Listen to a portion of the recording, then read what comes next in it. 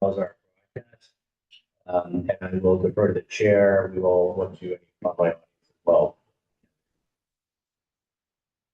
This is good evening, everyone. This is the planning board meeting of 21 May 2025. We'll start with a roll call. Brian Belkin. Here. Jen Bernstein is not here. Alan Clark. Here. Charlie Bolzano is not here. Jamie Pennington. Here. Rick Tainter. Here. Matt Heffron. Here. And I am here.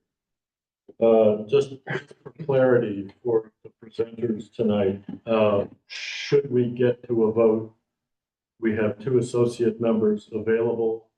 We would need both of those members to get to 7 members to vote. We have 5 board members present plus 2 associate members. So they will be listening in as full board members tonight and voting on the, should we get to them. And if I could, through the chair, one other thing to note is that we originally had on the agenda some further discussion regarding a signed zoning amendment. We're going to continue that matter to the next agenda. There's a little bit more time needed to do some wordsmithing on the as we discussed in the prior meeting. So everybody might be here for that. Discuss the next meeting. You wouldn't have to stick around for the meeting if you're waiting for this.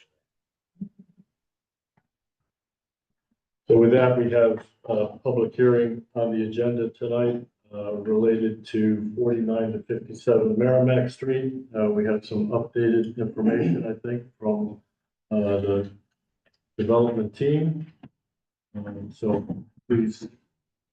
Well, good evening, Scott Brown, the architect of the project. So with me tonight, to my left is Steve Sawyer, the civil engineer from Millennium Engineering, and most importantly, the owner of the property, Renee Bernard. So bear with me, I'm on the tail end of getting over a cold, so I certainly hope my voice is going to hold up tonight.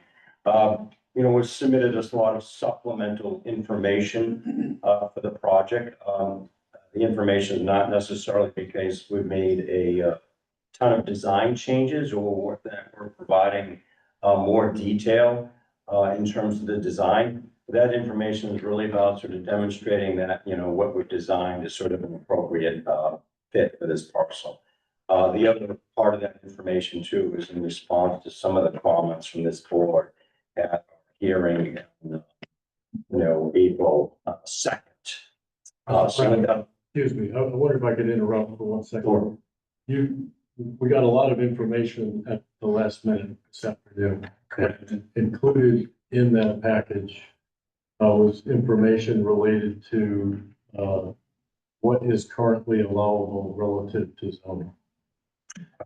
Diagrams that you put together, I think exactly what we were looking for. So I would request that you not address that tonight, and that we follow up with that information, because I think it's not presented in a way that clearly reflects the zoning as it's allowable right now. So I'd like you to kind of move past that tonight in your presentation. Sorry to throw that curveball at you. Yeah, it's a little bit of a curve. Happening. What we were showing, although all that was done very, very quickly, I thought that what we were showing, all of that was sort of consistent with what would be allowed, with zoning. So, so I guess with that said, so I'm trying my best to sort of skip over that information. So I think, we'll start with, so in this packet, there are some design changes. We'll talk about those, and a lot of those design changes, as I said, are sort of a result of some of the suggestions of this board, April 2nd. And I think we'll start with, let's just go through this on a sheet by sheet basis. I think we'll start with sheet A00, which is our architectural site plan. Yeah, here we go. So, this is the one drawing in our set, including those of the civil engineer, that is showing all of the exterior lighting for the project, including the wall-mounted lights as well as the lights around the site. So, we're showing that all, on this plan. I do think that was in part of the previous submission. I did want to note that this is the one plan where it's showing all of that information. The one change, we've made a couple of changes here. One of the changes is that, which we discussed at the last hearing, is pulling back the canopy from the edge of the curb. And I think we pulled it back as much as, 30 inches. But more importantly, we're kind of adhering to the sort of like the 2/3, 1/3 rule, meaning that the canopy is only two-thirds of the sidewalk, and which puts it roughly 28 inches over, our property line. The other major change to this site plan, I'll go through this in more detail, are the two sort of re-entrant corners on either end of the building. There was discussion last hearing about enclosing those, and that is sort of, something that we've done with this submission. So this plan is showing that.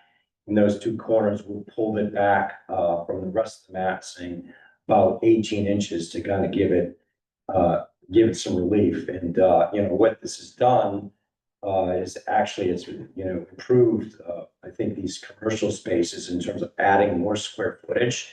I think it's been a big improvement to the project. The other thing we've done on either side of the main entrances, we've included two separate entrances to these commercial units.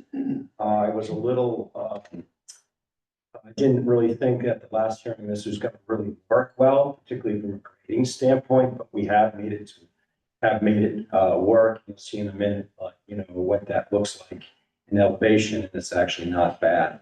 I will note that Steve has had some difficulty trying to sort of make the grade work from an accessibility standpoint, but we have been able to make that work.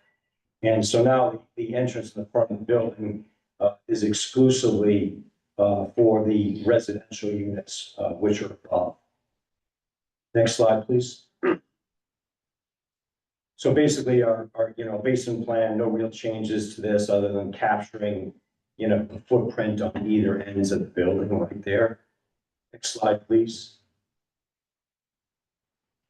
So this is our ground floor, and you can actually see, we've captured those, re-entrant corners, including those new entrances there as well. Same thing that's shown on the site plan. Canopy is now shown at the correct size. This is our second floor plan. So sometime between the last hearing and now, both Nick Cracknell, project coordinator, and master planner on this, and Renee met with the Affordable Housing Trust, and they agreed on the location of our two affordable units here. So the second floor plan is showing the location of one of those. So one of those is shown at front in the center there. It's just a little over 900 square feet. And on this plan, this is the first time that you'll see what these sort of like enclosing of these corners does for the outdoor spaces for these residential units at either end. And I think it's a really big improvement for those outdoor spaces there. I think they're much, in the chair's words, they're much quieter than they were in our initial submission, and a big improvement. Next slide, please. So third floor plan, really the only difference here from the second floor plan is that we're showing the second affordable unit, which is, located in the back of the building, parking lot side, just a little over 900 square feet there. Next slide, please. And fourth floor level, really no changes here. And again, we get 4 units on this level, for a total of 16 units in the building. Currently showing, 2 commercial units on the ground floor. So the form of ownership here hasn't quite been determined, but I think that it's looking more and more like these are going to be, a condominium form of ownership. Next slide, please. So our new front elevation, the big change, like on either side of that main entrance, we're showing the 2 new entrances, the commercial units.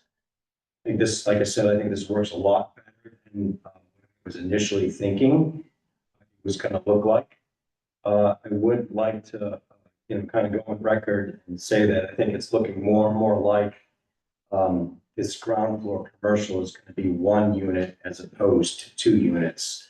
So there is the possibility that at some time in the future, should this get approved like this, that we may be coming back to you, and asking for a modification for a single entrance.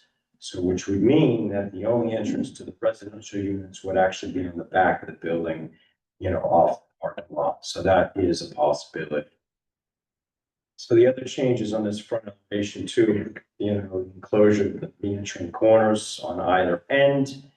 And again, much quieter, much more successful than what we had in the beginning. Those are pretty private right now.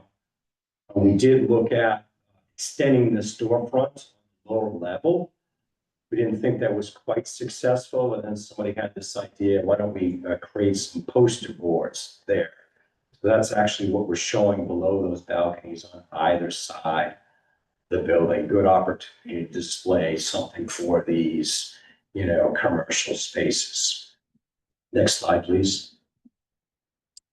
So side elevations of the building, not much has changed here other than showing the correct depth of the entry canopy.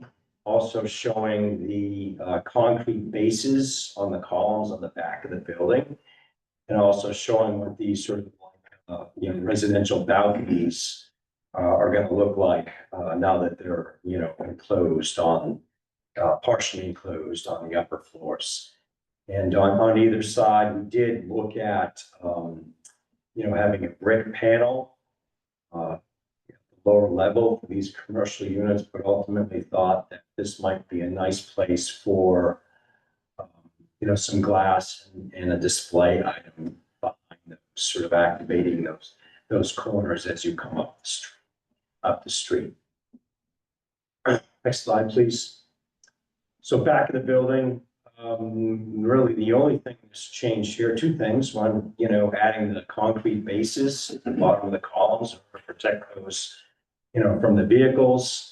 So that's one change, but also the second change is actually showing where we're proposing to put the mechanical units. There was a question at the last hearing as to whether or not they were going up on the roof.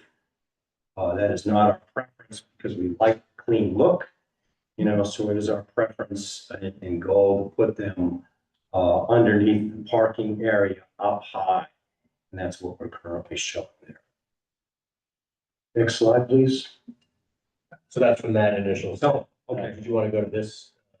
Yeah, okay, yeah, so there was some questions asking about, providing more detail, with regard to signage. So this is a sheet that attempts to address that, showing how basically all, some reference images in terms of what this signage is going to look like, and also how it adheres to the, the sign ordinance that is complying with that. Next slide, please.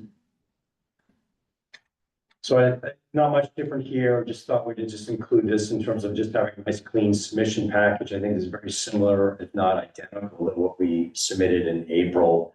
Just showing what our material palette is here. We got some cast stone, some waterstruck brick, our railing detail, which is trying to be taking this inspiration from some of the other stuff that we found in town. But not exactly replicating it. We do have aluminum windows with simulated divided lights. Very traditional sort of 2-over-2 a light pattern, which is kind of evocative of late Victorian mill building. Next slide, please.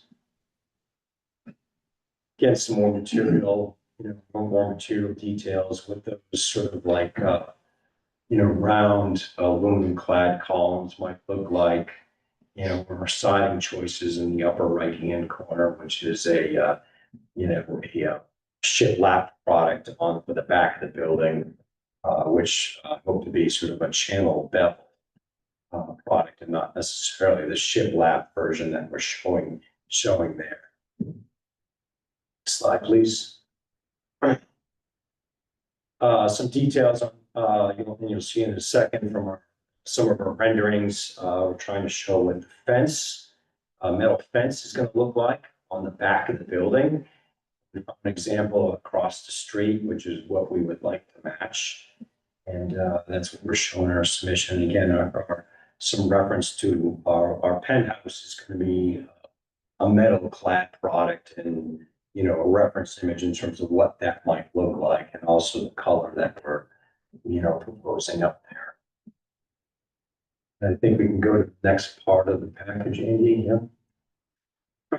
So, you know, we have a number of, you know, renderings and views of this project, which we weren't showing additional submission package. This is a view that we were showing in April. Really, the only thing that has changed here is that we've updated the building to show all of those design changes that we've made. Next slide, please. So we were asked to do sort of a couple sections through the site. So this is one of them, and this is a section through Titcomb Street, looking east. And what we're seeing here at the lower left-hand corner is the building on the corner of Titcomb and Merrimack, you know, owned by New England Development. And that is immediately in front of our building, so we can see how that sort of compares to our building for size. You know, we've also rendered the condominium building built by Al Clifford on the corner of Pleasant and Titcomb Street. You know, it's actually one of the taller buildings on the block, with the exception of City Hall. And we do have a dimension there for, just for comparison's sake to our building. That building measures, you know, 38 feet from essentially mean grade to the bottom of the soffit. And, you know, our building to the parapet, you know, is a little under that dimension. That's the lower parapet, not necessarily, you know, our penthouse. And, you know, that building also in the corner, Titcomb and Pleasant, in elevation wise, is about 9 feet, you know, 7 inches higher, you know, than the median grade site. We also did another analysis of the building immediately across the street from us, 44 Merrimack. I think in the last hearing, I think I said we were about 30 inches, if I can remember correctly. We were about 30 inches taller than that. We actually took another look at that, and it turns out that we're a lot closer to that building than I initially thought.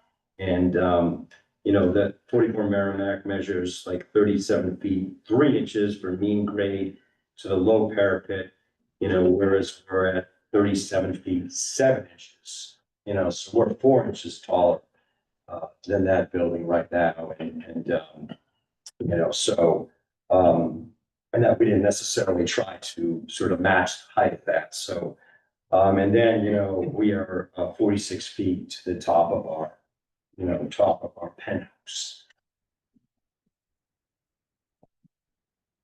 Next slide, please. So just another section through the site, the A2.6. And, you know, we're just taking this section immediately beyond that building in the corner, at the corner. That's really the only difference in this slide. You can actually see sort of the side elevation of our building and immediately how it compares to 44 Merrimack directly across the street from us. So with that, we can maybe skip ahead to 8.2.7, Andy. So we were asked to do a rendering at the back of the building, you know, from Titcomb Street. And so this is, yeah, this is showing the back right corner of the building and what this looks like. You know, there's a parking lot immediately in our foreground. I think this is a lot, but this lot, it's address for this lot 9 Titcomb. I think this is a lot that is a lot that can be developed, is owned by New England Development. You'll see that we have now included sort of, you know, kind of an open metal guardrail along the back of the site. This is the rail that, yeah, you know, we're intending to match that, you know, metal rail that we're showing you in a few earlier slides, which is, you know, directly across the street. So really, the design approach in the back of the building, and really, I think I said this at the last hearing, is to try to make it like subservient to sort of the more traditional masonry part of the front of the building, and really try to make it look like sort of and it's an addition. Really, the design challenge here is that we have a significant cantilever on the back of the building. We need this cantilever in order to make the parking work and the circulation work below. We can also have parking underneath it, and it's very hard to do a traditional design. When you have a cantilever, you have open space, underneath it. So we're taking the approach to sort of really make it different from the front of the building. And again, it's clad in a very different product from the front of the building. And it's intended to be painted. The penthouse on the top is going to be, very different kind of cladding, metal, low luster.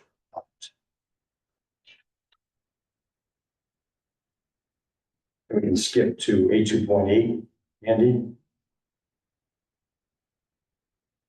So another view from the back of the building, what we're trying to show here is really what this might look like, from an abutting property. Stops, taking this view just short of their property. There's some trees that are actually in the way that are partially screening this building, from their property. And you can see there's sort of a lot of noise in the foreground. There's a dumpster, parking lot. There's access to the police station. And immediately beyond that, that's our metal, kind of guardrail fence. And there's a lot of discussion among the project team as to what that should look like. So like in this rendering, at least we're proposing here is that to be open. But it was also suggested to us that it might want to be kind of an opaque fence, that could perhaps screen the back of the building a little bit more. So, we're open to that. It was discussed, amongst the members of the team. So if this board thinks that we need to provide a little bit more screening there, with a different type of fence, we're certainly happy to do it. Most of the stuff, all of the property that's on this side of the fence does not belong to our client. So there's really no opportunity to do any kind of landscape screening here, which is a bit unfortunate. So really the only screening that we can provide, if it is needed, is with this, with this fence. We're also showing the mechanical units in this area. And you can see that they're tucked up high underneath that overhang. And I think from the abutting property, they have some decks in the back that are up much higher than this view here. So those will actually be completely out of sight to them. And again, the penthouse on the top, sort of very, very clean look, trying to keep the top of this very, very clean with no mechanical.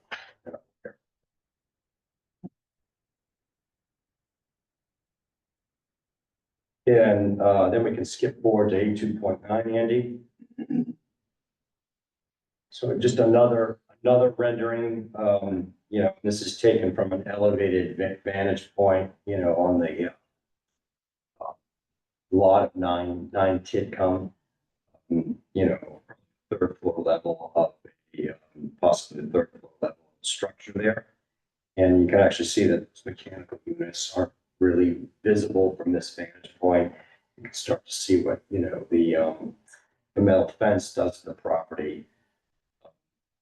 And, basically everything in the foreground there is, on other parcels. And with that, I think we can go through the civil drawings, and I think Steve sort of walked through what's changed on those. Thank you. Sorry, could I just ask for clarification? The architectural set were uploaded today, right? New ones. Was there a simple set as well that? Yeah, there was only one change. So last Wednesday, I uploaded the entire civil set. That was updated. Today, I just uploaded the layout plan, and it was just 3 plans that were uploaded. So really, there's minimal change from last Wednesday if you want to grab those.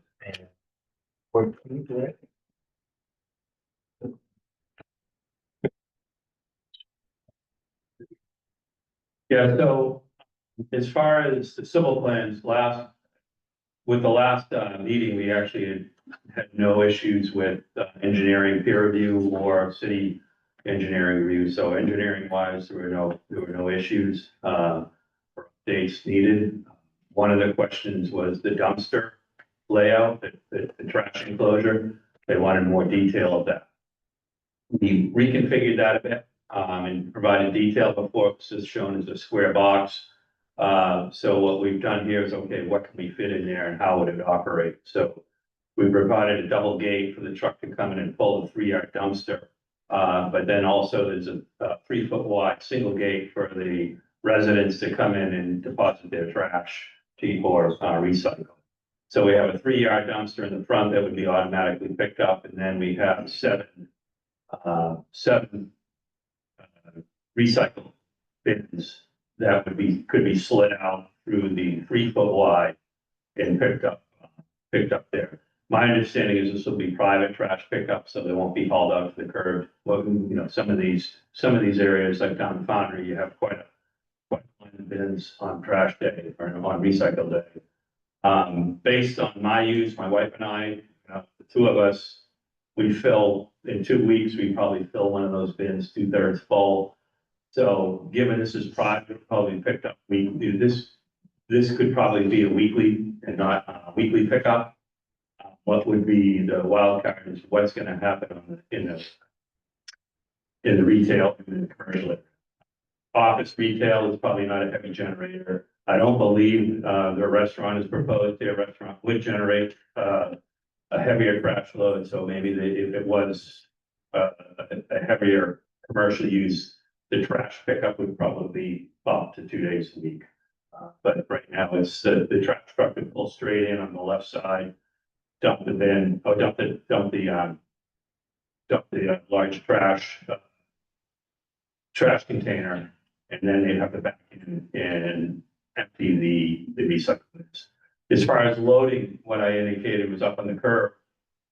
Up on the curb line, we have a 35 foot area where we sign it as a loading zone.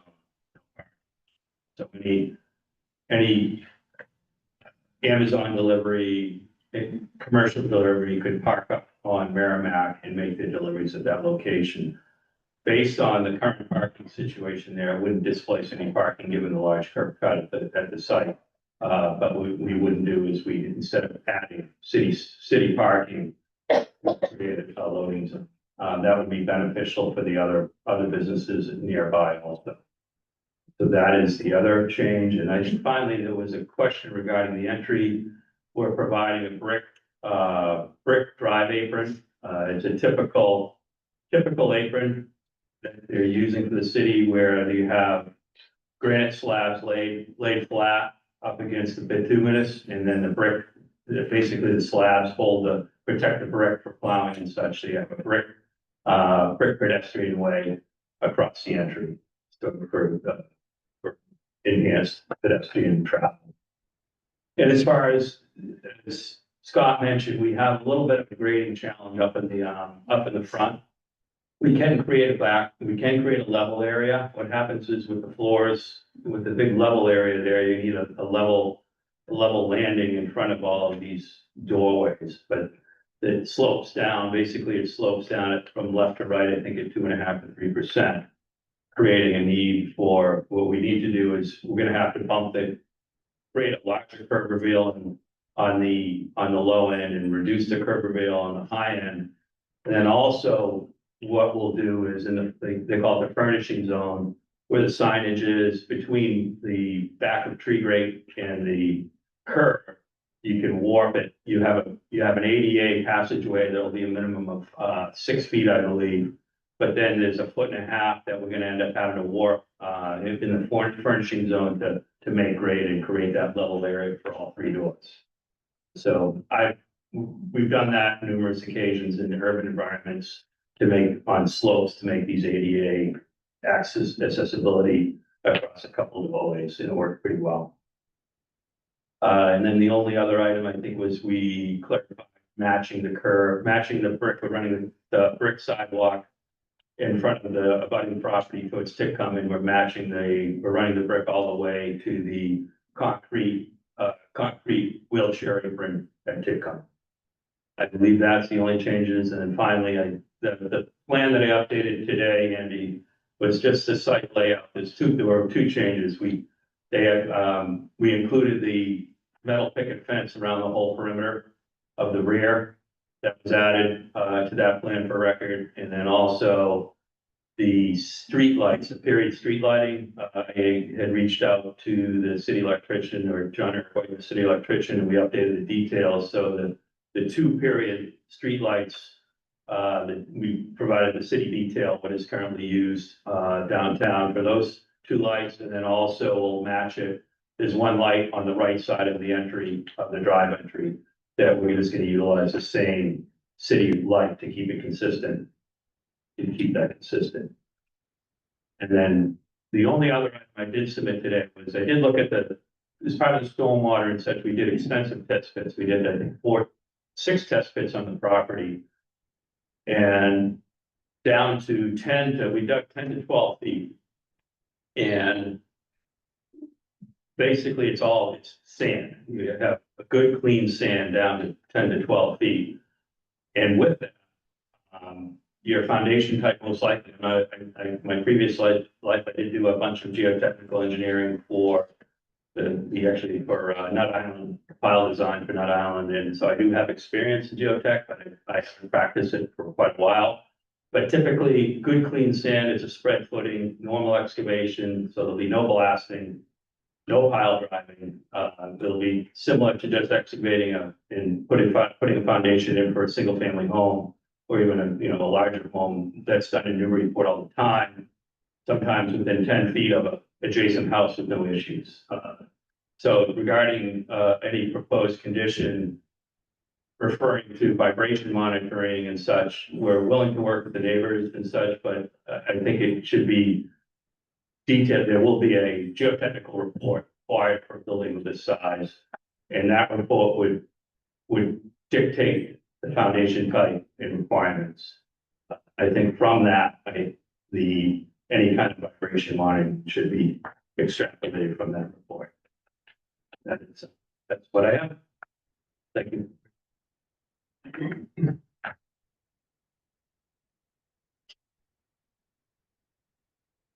Any additional questions or comments from the board?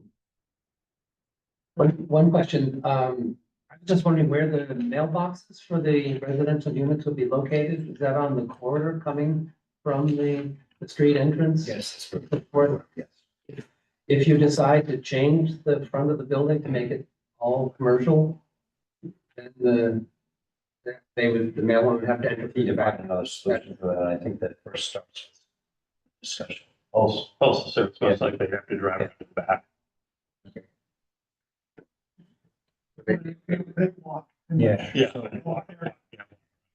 I mean, they do walk there, they park the vehicles, either in the alleyway between, the restaurant and the former jewelry store or the Merrimack Mill. So they park in different areas and walk the area, deliver the mail. I live right there, so I have experience watching them. Yeah, in fact, the building in my office worked on at the bottom of Merrimack Street, 2 to 6 the bottom of Market Street, 2 to 6 Market Street. Those residential units above, there's 5 of them. They do not have entrance on Merrimack Street. It's actually off the back of the building, and those are where the mailboxes are located. So, yeah, it's probably be very simple. I just have one question. Can you show where the delivery truck you described, the delivery truck coming up to the curb? Can we show where that actually is? It actually is just before our entry on the curb. So it would be right in that location there. And that would be striped, you say? Yeah, it would be striped, sign and stripe loading them. And we coordinate that with DPS. Just some detailed questions. I'm trying to match up the different plans that come in. It looks like, I'm just trying to compare the civil plan and the architectural plan. And it appears that, to me, that the streetlights are in different locations of those two plans. It seems like on the architectural plan, it looks like they're, unless I'm looking at the wrong version, which I could be, because there are several versions. But one of the versions, on a civil plan, it looks like the street light is almost at the corner of the building. And on the architectural plan, it looks like they're almost in the middle of the. So actually, yeah, that might be, if you go, I think I'm coordinating the landscape architect, the landscape architect. Plan, but not, it appears that that is, I coordinated my plan with the landscape architect. If you go to that, they should line up. I think with Scott's plan, I think that he needs to, I think they need to bump up to what landscape architect. And that doesn't happen at the ends of. Yes, at the end. Then kind of in the same area, we talked last time, we talked about the bollards in front. And, you know, I'd asked Andy whether, how to deal with that from a city council point of view. I don't know whether you need to have some approval of that goes beyond, you know, it's not. Yeah. Yeah, well, Scott was involved in the city council process, but he was involved in the building, 2-6 Market Street. We late last year, I think it was, the city council had an order, which was referencing the overhang. That there's an overhang in that building as well, very short architectural overhang, but to allow that to exist in the right way, so you over the right way there. So Talking about the bollards. Understood. So the improvements in that location as well can be taken up in the same way. It seemed to me to make sense that if the planning board, once the planning board gets to the point where it makes sense for the site here, that can then be brought cohesively to the city council together. So I think along that front, that's a concern. And then kind of related to that, you've updated one of the civil sheets, but not the whole set. So we currently have a L220-0 landscape plan, which still shows the bollards lined up with the canopy. It actually says the bollards are centered in the corners of the overhead canopy. Yeah, I believe that should have been, I think that's with today's plan. And I believe the civil layout plan I submitted today, they're in the same location. Well, the bollards are the same location. I'm just saying that the canopy is not in the same location. The canopy in this one goes out to the street. Oh, on the landscape plan? On L20. Yeah, okay. So Yeah. that should be coordinated Yeah. too. So they all work together. Just an inconsistency in the drawing. Yeah, I know the civil, I did coordinate that civil update today with Scott's plan, so I know that the civil layout that was submitted today is coordinated, but we'll get that landscape plan updated just like that. And another lighting question, there's a kind of a shoebox light beside the driveway right now. And some of the plans, it appears to be there, it's not grade, it doesn't seem to be grayed back, it seems to be a solid black line. And some of the others, this is on the civil plan. Civil, so, okay. So going in the upper right-hand corner, so, you know, right in that corner. It's not this one, actually, it's an earlier sheet. So some of the sheets have the light there and some of them don't. There you go, right That there. one. It's there on that one, right in the corner, little cutout there. It doesn't appear to be grayed back. So it's, which lighting? Zoom in a little bit more, right in the corner of the right there. Oh, okay. That's an existing light. That's what I'm saying, it's the existing shoebox, I just want to make sure that it's not part of it. Yeah. It's gone. Yeah, that's it. And then another question, you raised, or Scott maybe raised the point of the view from behind the building with that fence. And you mentioned that, you know, unfortunately, you don't control the area on the other side, the south side of the fence. Was any consideration given to essentially flipping the fence and the landscaping, so the fence would be along the parking lot, and landscaping would be screening the fence? So the landscaping would basically be higher, at a higher level, because you have that landscape strip, and you, Oh, so one issue though, the area closest to the police station. That on our side of that wall, it's significantly lower. So we need screening down, it would be, I didn't know that you could, you know, raise it up. And that was just my question, whether you ever thought about screening, using that space to screen the parking lot? I guess the only thing you could do is maybe provide some raised planters. You know, I don't think it would be anything structural, you know, we have an existing wall there. Yeah, so it's probably a 5 foot wall, so you'd have to have one heck of a raised planter to do that. My neighbor did that for me. He put a planter in front of our windows.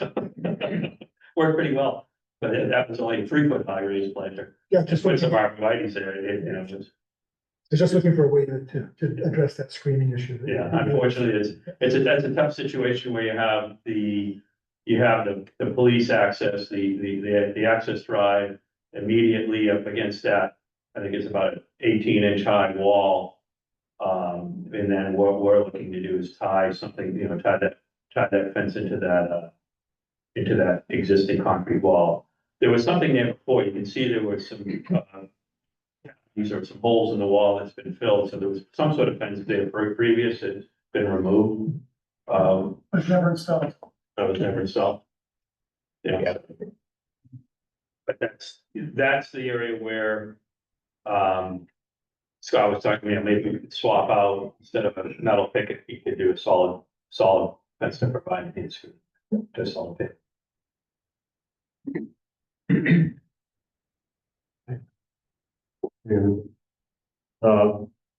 couple of questions that I have. Relative to material.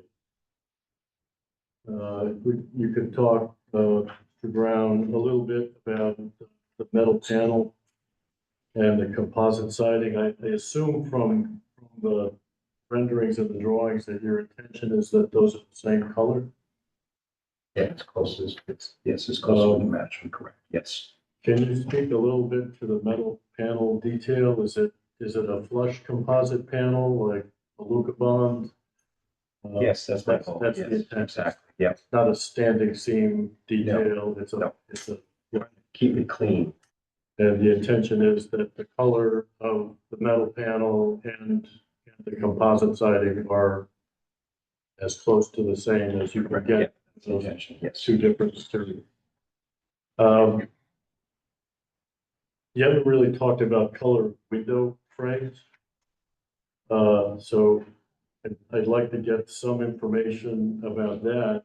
And also you haven't really talked about glass, particularly the glass in the retail. And I think we need to be very specific about what that is. I will tell you that my desire would be that it be clear glass. I think if you look across the street, at the restaurant that's just slightly down the street, you'll see what happens when glass is not talked about and decided. Right. I think we don't I'm want. 100% in agreement. We never consider anything other than clear I glass. think you need to be Of course. specific. You need to submit that information. So I would make it, a requirement of approval when we get to it. That you actually submit actual materials boards. The rec report has examples of what they have received recently on other projects in town. And I would just say, generally, what we're all talking about here is one of the most significant new structures in downtown in a number of decades.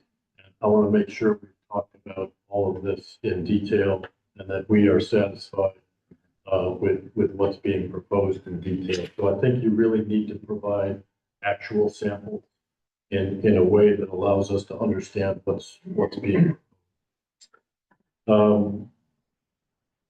Relative to lighting, I think there's a couple of fixtures that still have missing information. Unless I'm missing it, there was no color temperature designated for type 1 fixture. There was no fixture color, although I assume it's dark gray for the type 4 fixture. And most importantly, the type 5 fixture, which is at the underside of the overhang side of the building.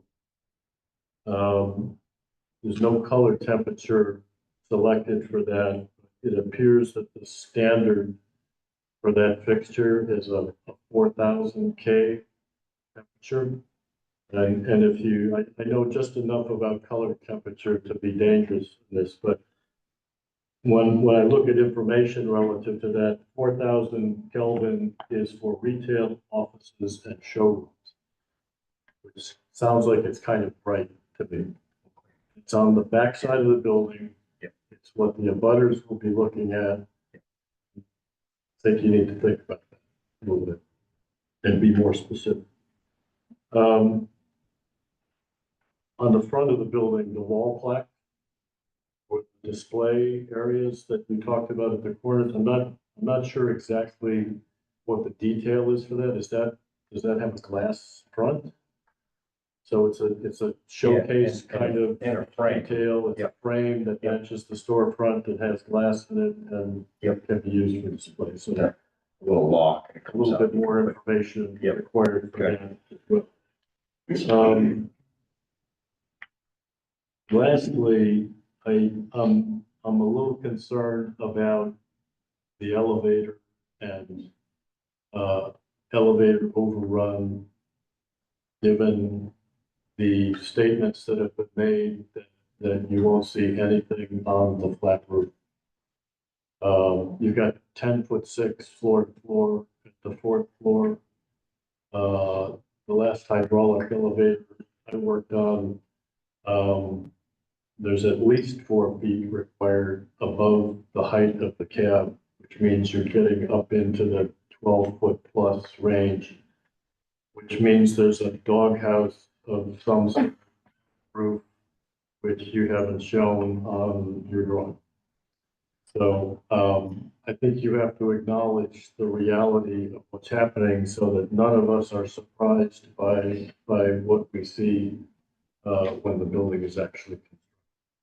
So please take a look at everything that you think is going to penetrate that roof, and please include it on your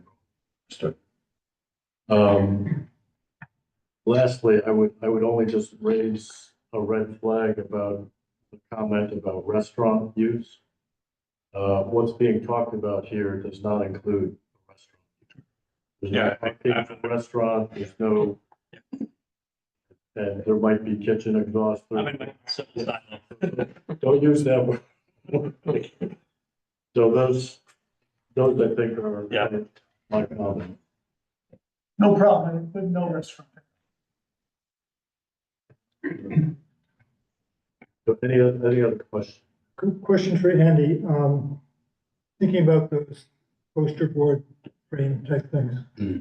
How does that fit in with the proposed sign regulations that say that perhaps wall signs have to be applied to the building or Yes, very sorry. specific? Yeah, just because this detail was just added to the drawings, it's in the last meeting, really just today, you're seeing them. I did want to talk to the zoning administrator, but it is something that would still have to fit within the confines surface area that's allowed, materials and so forth. And as the applicant may be aware, we're currently in the process of amending the signage section of the zoning ordinance to clarify a few things, including, area for signage and whatnot. So that is something I think we'd want to probably take a look at. I was not aware that detail would be included on that those corners here, but I do think we should maybe touch base on that piece of it because that is a potential concern here.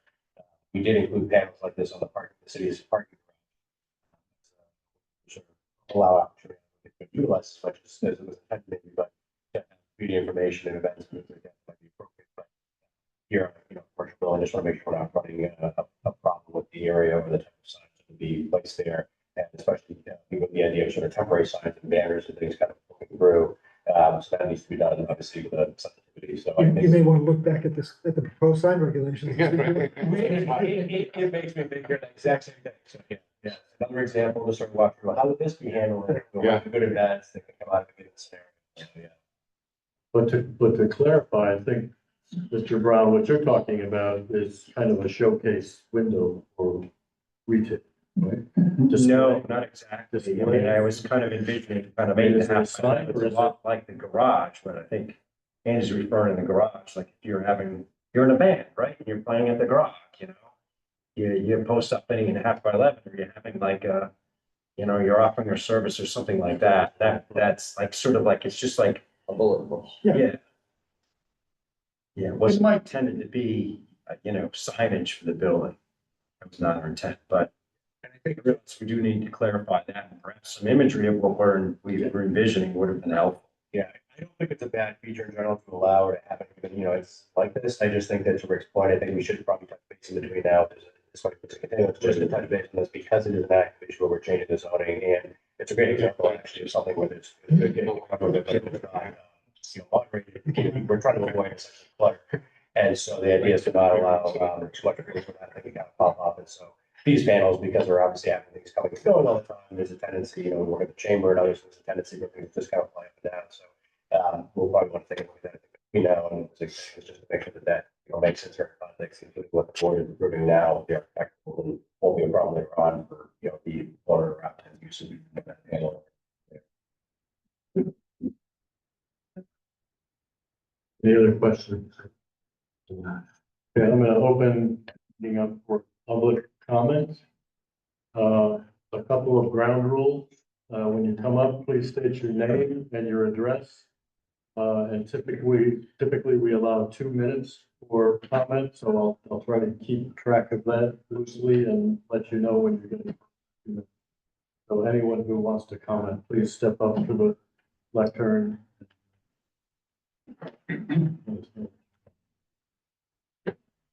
Good evening, I'm Mark Longo, I live at 11 Tecum Street, next to that empty parking lot, and I'll be looking at the back of the building. First, I just want to say that the Brown Square area of Newburyport is very beautifully constructed, and we've done a really great job there. The square, of course, is nice, and the Garrison Inn, City Hall, and the Town Hall, or rather the police station, and also the parking garage, I think is a nice example of a property that embraces traditional aspects of Newburyport architecture, yet at the same time has a character that expresses a forward-looking appearance as well. So, and also that I do support the careful development of this property. What we have there now is obviously not very good. And it serves the purpose, or has the effect of separating the neighborhood from the downtown. So having something to make that more continuous, I think will be welcome, myself at least. I am bothered quite a bit by the backside of this building. The buildings that we have in town, that we've built from the parking garage right around to the area, are brick on all sides. And they embrace the same look and feel on all sides, whether it's the facade on the main street or whether it's something seen from the back street. People coming from the parking garage or driving down Tecum Street will have a very long look at that building, at least until such a future time when and if the lot at 9 Tecum Street becomes developed. The roofscape of that building is ugly. It is a blockhouse. It is a box. The buildings that we see and the brick buildings that we see in town, such as the police station and the city hall, have sloped roofs. The building that I live in has a sloped roof. Sloped roofs of a dark color have a look and feel that is a little more welcoming, in my opinion, and a little more in keeping with the neighborhood. And it is a neighborhood. I realize we're close to the downtown district, but Tecum Street is a neighborhood. I'm a little bit concerned that the sun angled from the south throughout the day, reflecting off that light color of the cement fiber board and the aluminum blockhouse on the top, will be very, very bright. I know it's a matte finish, it's not a mirror, but I also feel that will create draw attention, should I say, to the back of that building. I'm concerned about the parking spaces and the tenant's ability to get in and out and turn around, particularly in the presence of deliveries, whether they're small trucks like Amazon or UPS or larger boxes delivering commercial, although I understand most of that will be done in the front. So just wanted to make mention that that's. It's been mentioned about the sound, the HVAC and wall mounted in the rear and so forth. That's a 24/7 sound that is not welcome in the neighborhood. I don't know what, if anything, can be done with that, about that. But I just want to register that anything to enclose that sound or shunt that sound away would be welcome. Last remark, it seems like the one-way in by the side of the building to the back and the one-way out. I realize it's 20 feet and should be passable either way by 2 vehicles, 10 feet wide or less.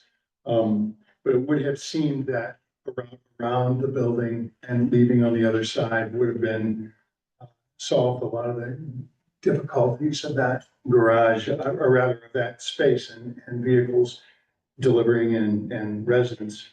I think that's all I have to say. I just want to thank the board for holding these hearings, and I know it's something, towns have planning boards and it's not unusual.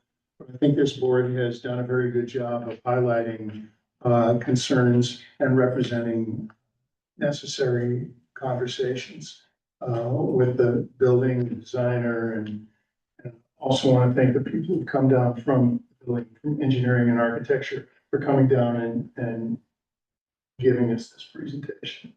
Appreciate it. Thanks.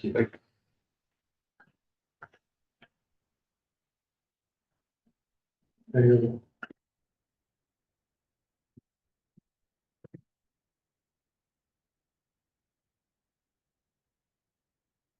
Hello, my name is Carrie Patty. I reside at 74 Marlborough Street, but I own the building along with my family at 66, which is from now what I understand the only direct abutter on Pleasant Street.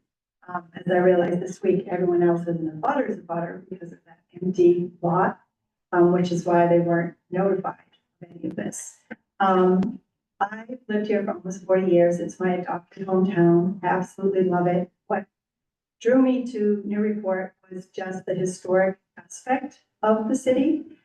And living on Brown Square, as Mark said, it is a neighborhood and it is very much in keeping. Anything on the square has been there for a long time. The condos that were built by Al Clifford, I think, took great consideration into fitting right into the neighborhood. You also have the church on Tickham. You have what used to be the church and is now the Mission Oak on one corner, and the Garrison Inn and City Hall. So I feel like those condos fit into that, absolutely into the square. Same feeling, same height, and there's that open space in the middle. So the height really doesn't overpower the space. And City Hall is reverent to all the other buildings, which I feel is the way it should be. When you're entering down that corridor from the parking garage, first of all, I think the difference in the grade is irrelevant because that space, you know, that lower grade really doesn't have anything to do with the Brown Square grade. But when you're coming down that corridor, you do see the parking garage on the right. And I think what really worked about that building, given its mass, was that there's a lot of open space in that building. There's bumps in and outs, there's windows, and it doesn't give the feeling of a just solid brick, massive building. Then when you head down and you head down to this building, into that corridor, into downtown, I just feel like, and again, I'm not professional, but I'm just telling you as somebody who drives that road every day, I feel like the fourth story in that building is really not in keeping with that corridor. It is the mass and the density of that, the height, the fact that it'll be taller than Renee's building and the building across the street. And Renee's building is beautiful. The architecture of that building is beautiful. I just feel like this project is just a little bit too big. I mean, I'm all for and so excited to see that space developed, and I support it heavily. I just don't support what is proposed based on the height. And I'm glad we clarified about the restaurant, because when I heard that, my fear was that there'd be some kind of commercial use of the roof, which would not be good for the abutters. And the back of the building, I think you can see that we all are in agreement that the back of the building just really isn't indicative of the neighborhood. And I know that we all try to do something a little bit different and tweak something a little different, add something to the landscape, but it, looking at the back of that building, you'd never know you were in downtown Newburyport. And I agree, with the comment that this is a big decision. Once this building is up, it changes the landscape of our neighborhood forever. And so I appreciate all of this consideration and the thought that is going into this and the, opportunity for us to give input because, it is a very important space and it leads right into our downtown and it is the most significant building project that we've had in a long time. So thank you for all your thoughtful consideration. Thank you for all the renderings. I really appreciate it and the opportunity to give my 2 cents. Thank you.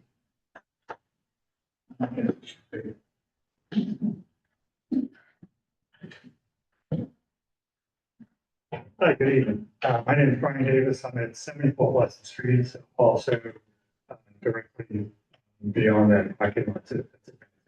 It's directly.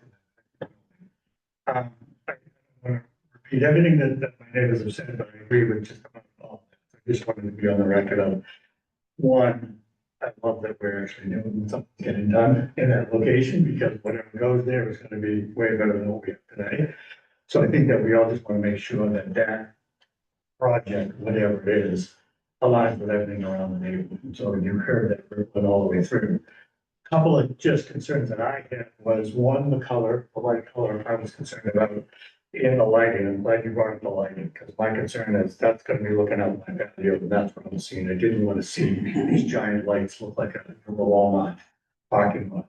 So that was my concern. And the height of the building is also a concern. I know something's gonna go there. I know it'll be in front of the view, but how does the variance allow it to go to 48 versus whatever the code is? So I don't know what that is, but I just want to make sure that that height is certainly considered through the whole process. And I also like that you pointed out about the elevator. Every penetration through that roof is gonna stick out and be visible. So I like the idea, I like the process. The one thing else I would add is, or ask is, that back wall that we talked about, the fence, you know, in that room, is it possible to move the wall in a few feet? On that side, and put brushes or trees or something in there to block some of that noise or some of that view. So I don't know what that will do with parking, I don't know what. If you could move it on your property and then have some floral fence in there, trees or something to stop some of the noise and maybe some of the lighting, I think that. Kind of, so that's all. Thank you.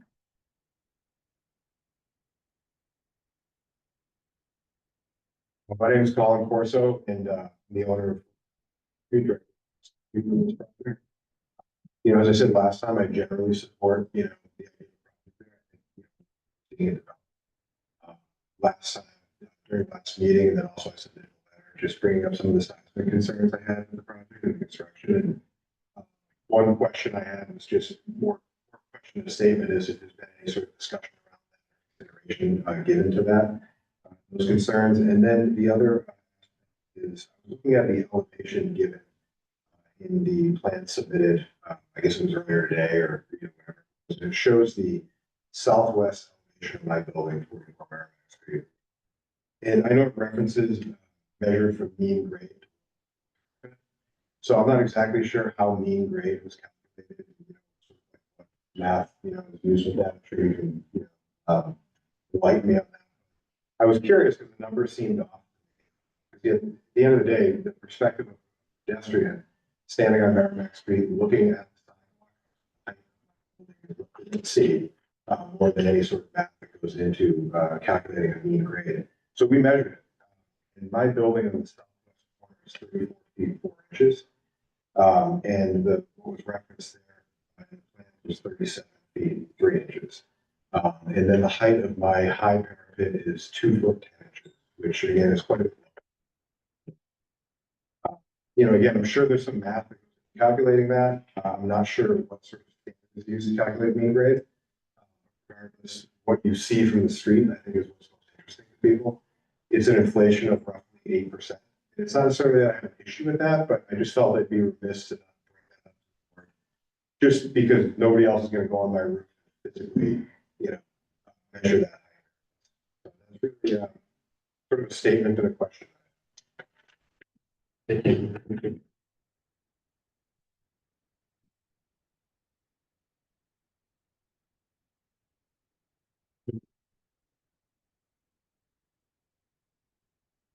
Jim McCarthy, 17 Russia Street, former planning board member, 15 years.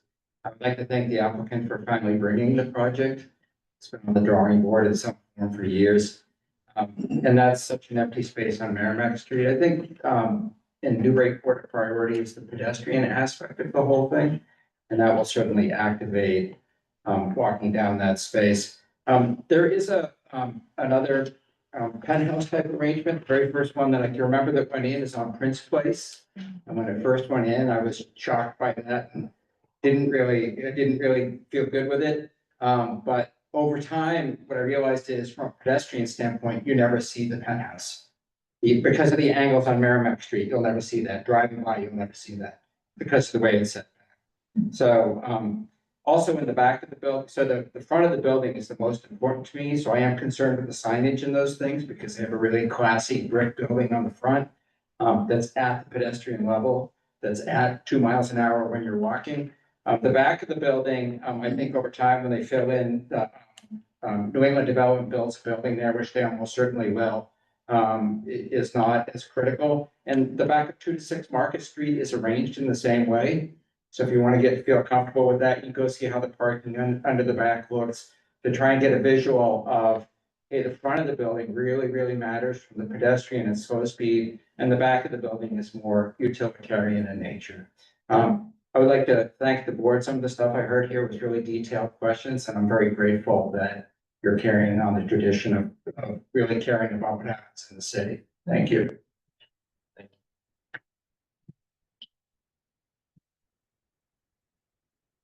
Any other comments? Other comments, we'll close the public comment, and bring us back to the board. For further discussion. Rick? I have another question. I appreciate all of the perspectives and everything they're given, but I'm looking at 2.8 and A2.8 and A2.8B. And particularly A2.8B. A2.8 shows what we're talking about, right? It's the 3 stories plus the penthouse. But A2.8B is labeled parking lot perspective, roof access mechanical. That doesn't have the same penthouse, right? Is it? No, so we actually, this is a slide that I sort of, skipped over, and really what this demonstrates is what this building might look like without the 4-story, or if this board was not to grant or special permit for the 46, foot, 46-foot height. So what we would end up doing is, like, right now, our parapet is lower than 40 feet on the front. In order to get that additional story, what we've done is we've crunched down the other levels of the building. And really, it's a trade-off to be able to get the 4th story. So without the penthouse, we're no longer going to make those trade-offs, and we're going to, add dimension to the rest of the building. And so what this slide is actually showing, so, without any residential units at the roof level, we're certainly going to take it, the tenants are certainly want to take advantage of the roof. I mean, there's going to be spectacular views up there. You're going to want to activate that space. So what this is showing is actually what the elevator penthouse is going to look like, the elevator run, and also the head houses for the stairs, so you can actually get to the roof. So that actually is what I was Yeah. getting at. So that really the title of this sheet is really, you should, in a sense, mention that it's not the top story. Right. there. Right. But but in terms of what Bob said earlier, some of that stuff that's showing in the roof will probably show because of the elevator overruns and everything. So that's like. No, I think the only thing at issue is that, and I did realize this yesterday that looking at the drawings is like, oh, shoot, we missed the elevator over. Right. It's not- Yeah, it's not the first time we've missed it. So, and then I realized like, it was already too late to have this mission. But it's something, and I'm hoping out there somewhere, there's an elevator project that magically doesn't have the overruns that I've had to deal with in the past, because I hate them.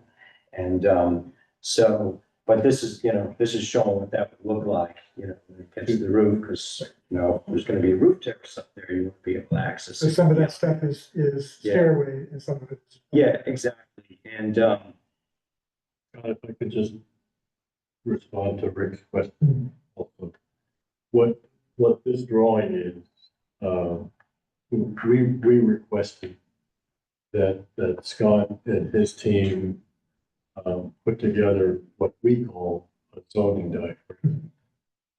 Because we wanted to show all interested parties what was currently allowable under the zoning ordinance to building height advancing, not only on this site, but on the adjacent site up Titco, because that's a developable site as well. And just so you all could understand what is allowable right now as of right. Because what's being proposed is a building that is only 6 feet taller than that. And I wanted you to be able to see the difference between the two, the impact of what's allowable right now versus what's being proposed. And the reason I said what I said at the beginning of the meeting is I think this kind of blurs the line a little bit. I wasn't interested so much in architectural details. I was just to show the zoning envelope that is allowable on those two sites. And I think that's still a valuable thing to show. This to me kind of confuses the issue a little bit because you get into the roof deck. this is also not in response to sort of your request, but also discussions with the abutters. We wanted to sort of demonstrate to them that, I personally think penthouse is a lot cleaner look than what we might end up with. We don't end up. And just to clarify also, in the zoning, if the zoning defines height as 40 feet to the roof over the last occupied space, you're also allowed other things above that.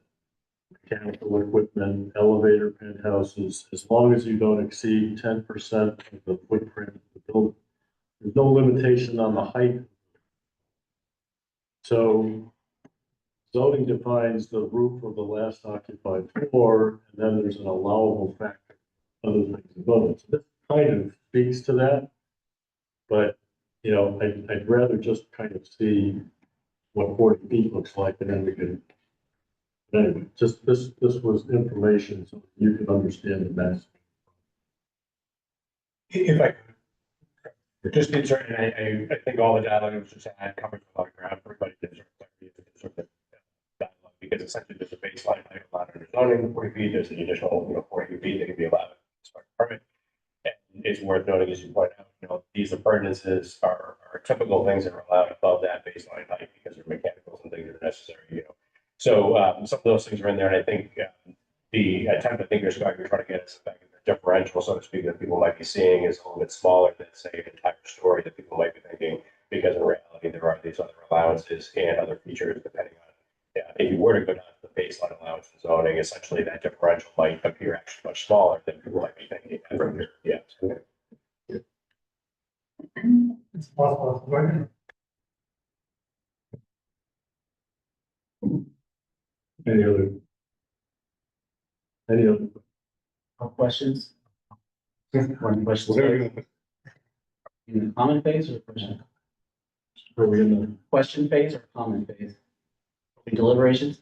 We're in deliberations. last question? I don't have any questions. I'm gonna make a suggestion. So I wasn't sure if you want to take any other comments or concerns before this. Any other comment?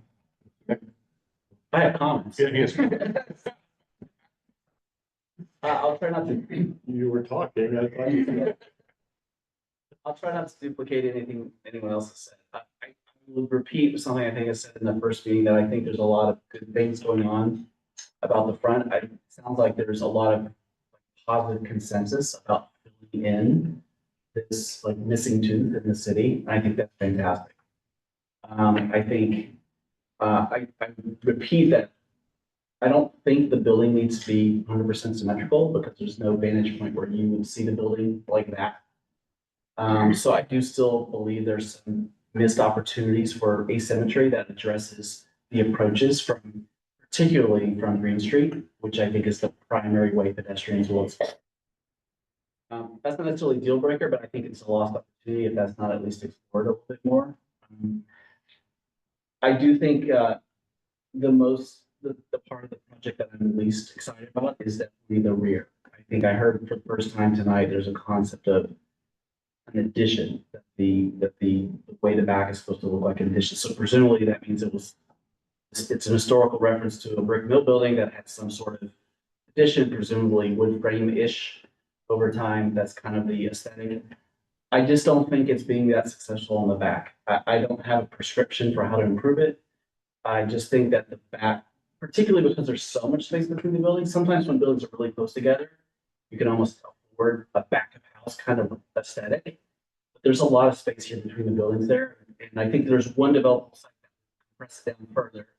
The New England development site is certainly probably going to get developed in some way, and that will restrict it. But even with that fully built out, there's going to be a lot of space between these buildings back there. So I think the back of this building does need to present as another real side that people see of this building. And I don't think that the back is as successful as the rest of the building. I think you're getting a lot of feedback tonight from your neighbors in that regard.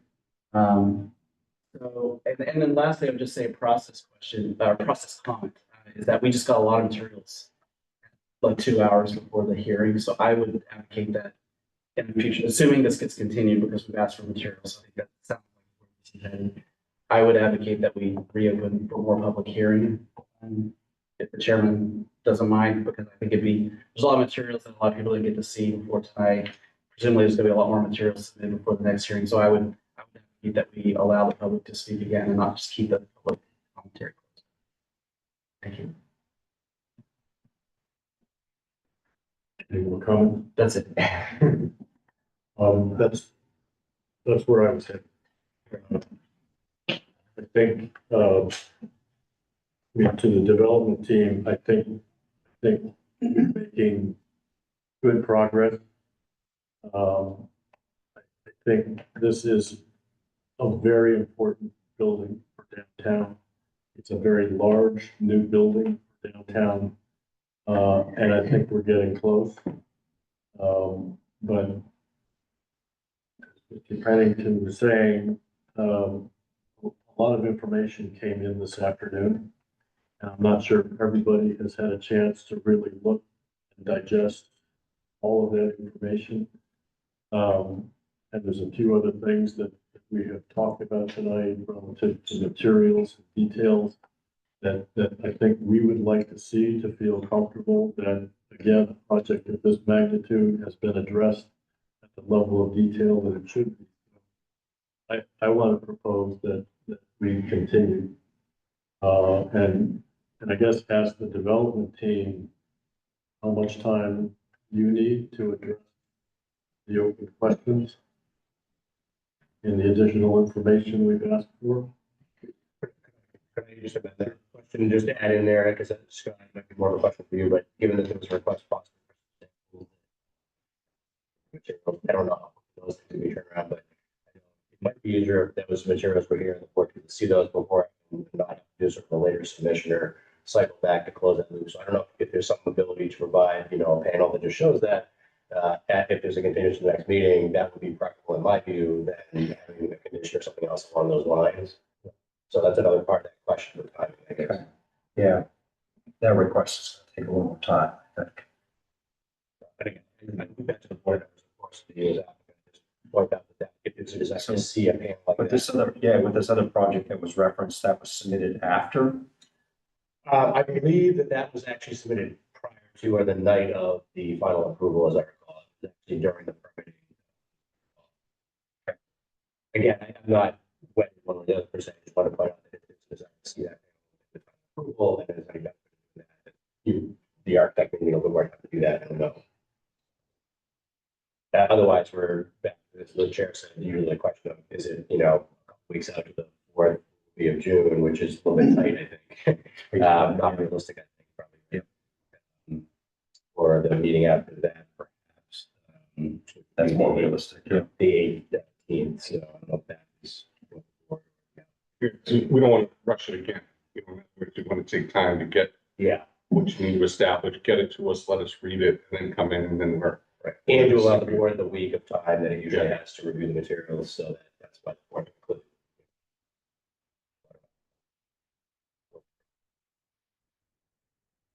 I think we need 6 weeks. The, July 4th.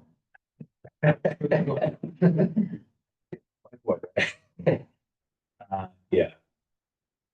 So we have on the second, again, we can touch base with the board. The issue there in terms of attendance and whatnot, but the second. The day we have on the calendar right now versus the 16th. So, okay. July 16th? Yeah. Today, And maybe probably one big holiday. And Danny, that would mean plans by the ninth. Yeah. Somewhere there. Correct, at least by the night, so that it will be posted and then be able to go out to the board and then multi-board. Be able to take a look at that in advance of the meeting. So that you're able to submit materials to be by the 9th, I guess, and Steve and plus. It's on the 16th, and then brought to the line, that. And I guess as part of that, I would just hope you heard the comments about the rear elevation and from the abutters, and in that 6 weeks, maybe you can think about that rear elevation a little bit. So I guess I need a motion. I'm looking at you all. I move to continue the site plan review application, the DOD special permit for mixed use, special permit for height, and ITIF special permit public hearings for 49 to 57 Merrimack Street to July 16th. All those in favor? Opposed? Motion passed. See you back. Thank you very much.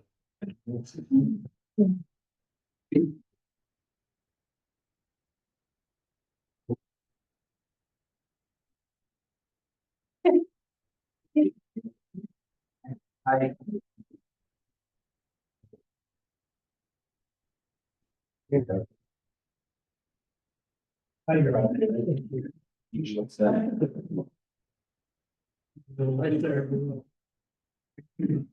you're on the.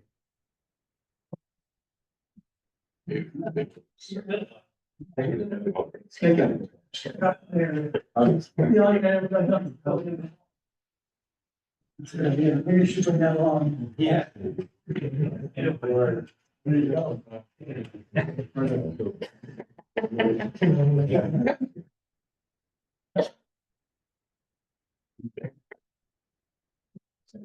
I agree.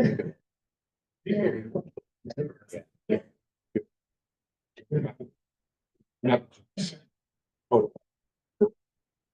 It's.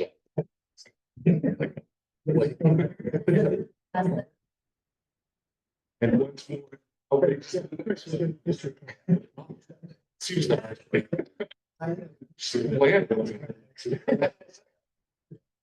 Okay, we got a little bit of general business, and then we can. We have approval of minutes.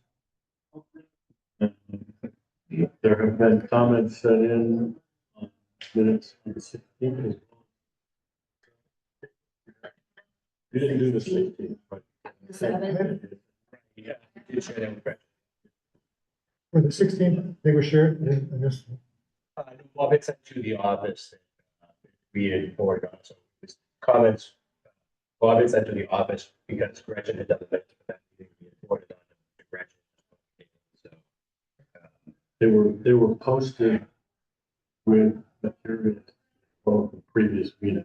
They didn't come out. So, Okay, I haven't seen them, so I guess.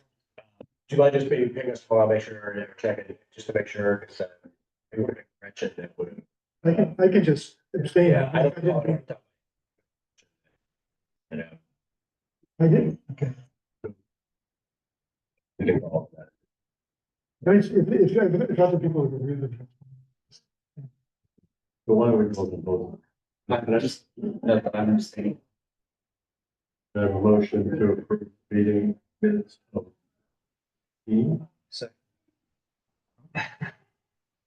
I'll move to approve. 416. All those in favor? Any abstentions? I'll say, Two abstentions. Okay, meeting minutes of 5. Can I have a motion? Move to approve the 5-7 minutes as amended. All those in favor? Oh, okay, meeting. Any other update?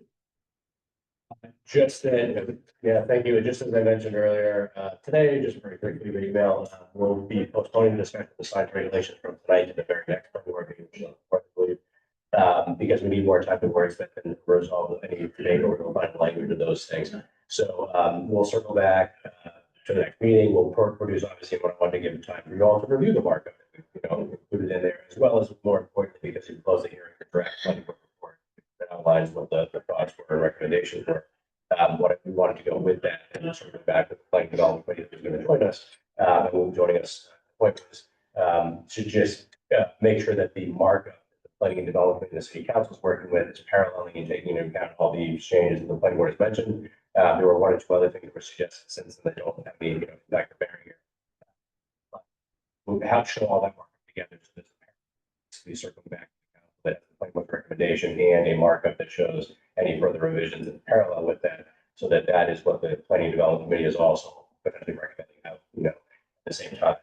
You are issuing a report with recommendations based on the version you look at, but here the planning and development committee can say, that see here hopefully at that meeting, and that can be recommended by their committee to the full city council. So that just allows more time. We do also have 2 other zoning map changes. I think I mentioned, forgive me if I can't remember which thing we covered. 2 zoning map changes on Low Street that I mentioned previously. So those, incidentally, they have, the city council committee was not going to do any earlier today working with us. So that will be on the 16th. The first thing that the 2 map changes on that 2 sections of Low Street. So I can get on July. Yeah, they couldn't work anything after June with us. So, but however, that does also allow us the possibility, or depending on a lot of bureaucratic procedures and council meeting dates and so forth. For referrals.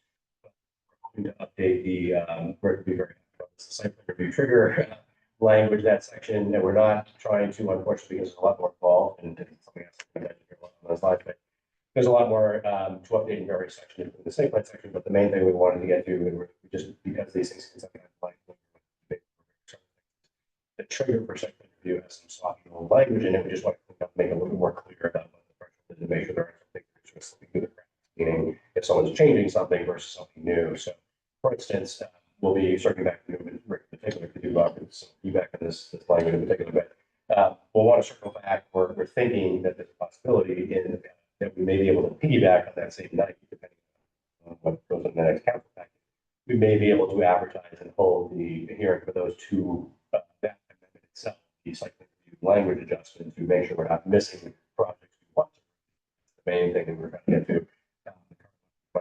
This is something that we think are so important. The other thing that may be at play, and this is up to the council board, with the council's committee chair, planning board chair, thinking about dates that work for hearings and advertisements and agendas, but meeting together as a group, it's a lot easier if we have a date for all getting together. So the other thing that, the third one, the second one here, but the possible fourth one that night, depending on if we try to find it the same night or, some other day, is just that, the outdoor seating, we have outdoor seating has expanded a little bit since the pandemic. There's a keep that sort of vibrancy, and yet it has some overlap between things like, space required seats and so forth. So it seemed to make sense to update that provision of zoning. It's kind of, so we're thinking there's a possibility based on some measures from the council side that may also be sponsored in the coming time with what we may be able to advertise and have it at the same night. So we're not having to do another whole, date where it's further out. So unless anybody has a particular over how many things are one night, we always just wait for the chairs and try to look at the agendas and make sure it's kind of reasonable to cover ground and always. Generally speaking, we do try to line up only because we know we have to count. What do you have any concerns? Let me know. We're just trying. So you're saying that by the same night, you mean July 16th? Being July 16th. So then again, that's a question for us. We could either look for another date, do it further out, or we could try to piggyback the same night since like maybe would be with us. We would be able to do that entire process. With them. So we do the two map changes, we do the language changes here. If it's continued, it's continued, but we'd be able to do that with them versus picking up the date, July, August. Again, there's pros and cons to all dates and agendas and things like that, but jump speaking, I encourage trying to do the same thing. It's very laborious to get Much more efficient than. yeah. If those things go in the packet. So this is related to this side trip. It looks like we've passed the filing deadlines for both of the June meetings at this point. And so the only thing that will be on our agenda is zoning stuff, right? Yeah. And I wonder whether we could use some of those meetings to try to get ahead of those things. So rather than wait for the city council to present us something, maybe we could talk about some of those things. More than happy to walk through all that. Just again, I'm more than happy to we can walk through, see if there's any questions or concerns, see if there's anything to be resolved or between that, the hearing. Same thing with the text amendment. If there's an amendment to the site plan trigger, and if there's a trigger separately to the section to do with outdoor seating, we could also cover that ground. So that ideally, if there are any concerns or questions going into the hearing, we might be able to come forward and address those concerns, or even have something that ready rather than again, efficiency, just because these weeks in between meetings adds to the time it takes us to amend ordinance. Especially if it's a modification of what we have. So when we did signage, we Right, got to read what we had, right. sort it out, go look before we ever had a opinion. So Agreed. Yeah, so I'm happy, I think on the next agenda, we can just run through those. We're assuming these next two get put in the packet. And then, I think on a go-forward basis, I think we'll probably try to. Part of what we run into is there's markup. So short-term rental was the kind of an anomaly a couple of years ago, where really long amount of time, there were a lot of different versions, some of which you folks saw, there were other versions I saw working on, on the council. But so in order to make sure people have seen the markup, they can see in red, essentially, these are the ones that were made since we last saw it, because that gets very confusing when we have 3 or 4 versions of something at that point. So what I'll try to do from now on as we go forward is if there's a version, like this science amendment, we're going to be pushing back out to you. It's another one that says, here's red, highlights and follow things that have changed since you last seen this amendment. So you're not, worrying so much about all it's interesting because there's so much, variation in the market. But you can hone in on the things that have changed or have been attempted to address the concerns that were raised since the last time around. So it's just that the council uses the sort of black and white, underscore markup, and for our more convenient purposes, we use the other word markup and color coding and all that to kind of really change. So I can do that as well because we're going to get ahead of the hearing if we can. The planning sometimes. we have the time. And just kind of following on that, where do you stand with story of? Yeah, thank you for asking. I'm sure you. So it's funny. It's funny because I was thinking about this morning. I'm like, the summary of my results is a little bit frustrated because I have not heard back from the grant administrator for the state. The carryover, because we were supposed to use this fiscal year, we didn't get a contract the active formula contract extension that shows up this year, and then, and we never got that. And I've been chasing around for it. And it's, well, we were thinking we might just carry this over, give another year. 2 years. I don't want two, we don't think we need 2 years, but it's just, we're running out of this fiscal year, So, my concern, I guess, is before I start, because I can keep, circling back in that.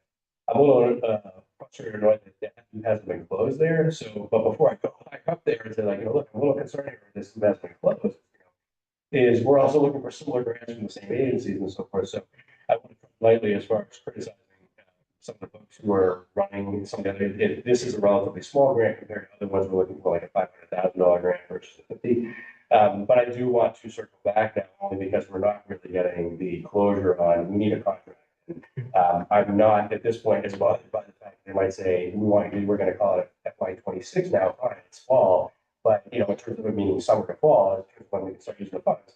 But to have just sort of like not have any response or clarity as to what's going on, that's problematic because it means we can't enter into a contract with consultants. So I will circle back in the front, but I'm trying to tread lightly because I also want to the agency as we're trying to basically say like this all here on the contractual side of this grant. Well, we're also pursuing that one. So I will try to gently inquire why that hasn't been moving.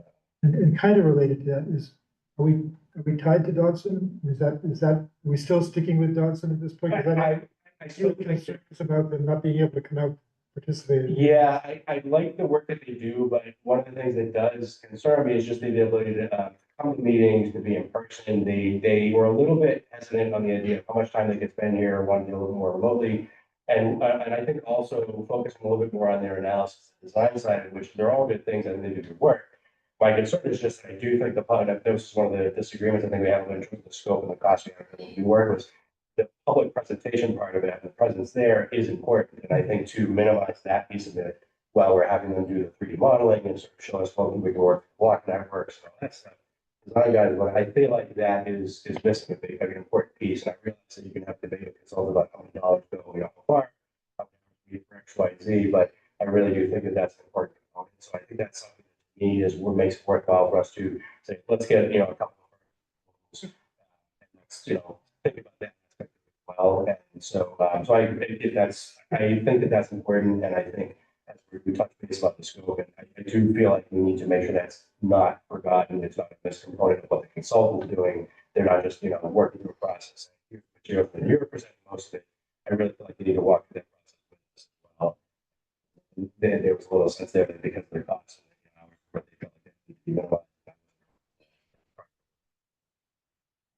I mean, Boston is closer than Nashville. So- Yeah, and we've talked about a couple of other firms too, one of which I was already thinking of. So I definitely think that that's maybe more viable for us to benefit from the end of the year because the public presentation part is going to be very important, especially given that we may be timing wise, we may be seeing the permit process before the EA of the Kmart project, as we're rolling out, saying, look, this may be a larger project that we might normally have under zoning, state status might be returned to the city, and here's our rezoning that's going to show the sort of lower scale, but better cohesive, redevelopment that impacts the zoning.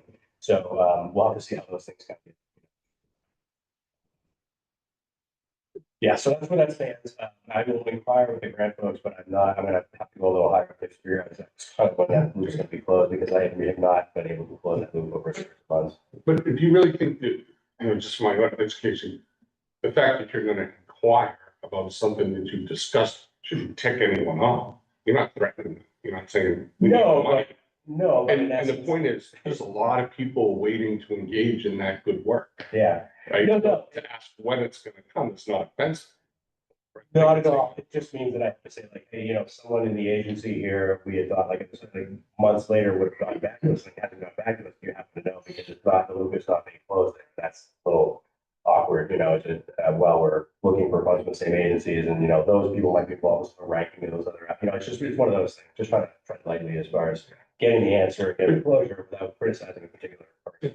But you have an official position too. I do. An official responsibility. I do. That's Boss. Look, this is unreasonable at this point. I mean, I just had this kind of discussion the other day, just a couple of days ago with folks from the state about a grant program and how they're have an excessive amount of bureaucracy they do, and they acknowledge, they said, this is actually excessive. We want to change the thing you're actually pointing out in the next round. I said, thank you, because it actually is, So they recognize some of the difficulties, the mass works folks and the, one stop they call it now. They acknowledged a couple months back, that, these contracts, this exact same issue, they acknowledged, they said, this is a constant issue we run into where the contracts aren't going out until midway through the year. And I said, and this was months ago. So this was what I was saying, and I was referring to this grant. And I said, I still haven't gotten that contract back. And this, like, yeah, that happens. I'm like, we're getting like, we're halfway through the year now. And so it's that issue. So I will be more aggressive now, but I have never seen an instance in which the actual folks running the grant program are those groups there. That's an anomaly for me to see that. So it's just they have to say, like, we're not getting it from UAS. That's unusual. There are sometimes issues with the grant and things that are mechanically they come up late and all that. That's happens. But again, no closure like for a sustained period of time. And the suggestion, well, it might carry over, but not having like, here's the contract. That's unusual. So so I will be following. So. I think that's it. Good. We adjourn. A motion to adjourn. Move to adjourn?